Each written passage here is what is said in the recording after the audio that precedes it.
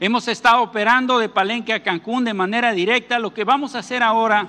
vamos a ofrecer un total de 12 servicios comerciales por día en la ruta de Palenque a Cancún, 6 servicios comerciales que vamos a iniciar a partir del 1 de marzo de Mérida a Cancún y de Cancún a Mérida, en los horarios que ustedes pueden ver ahí, de Mérida a Cancún a las 7, a las 8:45, a las 13:43 y de regreso de Cancún a Mérida a las 7, 17 y 19 horas.